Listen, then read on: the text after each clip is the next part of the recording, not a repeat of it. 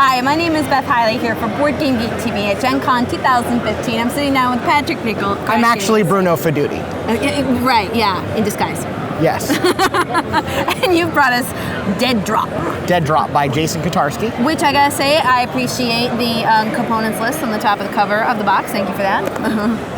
And a magnet clasp, always a nice thing for love those of my you boxes. I love your boxes too. What is in your box? So what's in the box is actually 3 different decks of Dead Drop. Right here we have the kids deck from Kwanchai Maria. He's a phenomenally talented artist, and we have 2 other decks in here illustrated by the equally talented Adam McIver. Yeah. So all sorts of people involved. We actually commissioned 6 different artists for this, including Adam and Kwanchia, but also Rob Lundy, Naomi Robinson, lots of great artists. Well, give us a walkthrough of a turn. What is our objective? So the objective in Dead Drop is you're actually trying to guess what one card is. There's only 13 cards in the deck. And so it's not just enough to know what that card is, you gotta be able to guess it with 2 cards from your hand. So there's 3 actions you can take in a turn. So you're gonna always have a Dead Drop card. You're gonna have a face-up display of cards equal to the number of players, so there's some open communal information, and then the rest of the cards are evenly distributed amongst the players, regardless of the player count. There's always some information. There's always some information out. So on your turn, there's only 3 different actions you can take. I can swap cards with a stash, that's the open information. That's me taking a card from my hand, putting it out in the middle, then taking one of those cards, because you want those to be able to make the guess. Maybe you don't have the number, but maybe you know what it is. The second thing you can do is you can trade a card with another player, but you don't get to look at what they're giving you before you give them something. That would be so not fair. And the last thing you can do is I can secretly show you 2 cards, and if you have the sum of those 2, you have to show me and give it to me, and I have to give you 1.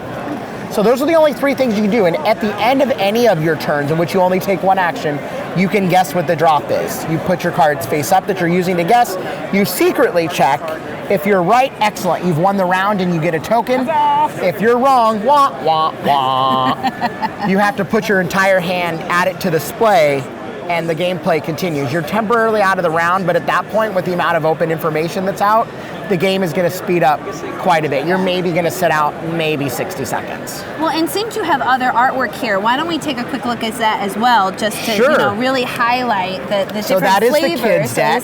Kids and here we artwork. have the Monsters deck by Adam McIver. My favorite is the gelatinous. Oh, the gelatinous cube, of course. And we have these guys, so and then we got a little mighty guy that could. So that's our Monsters deck, and I love the Monsters deck. And then we also have what the game has on the box. So we have the original Spy deck, also done by Adam McIver. We've got the Bond-like character.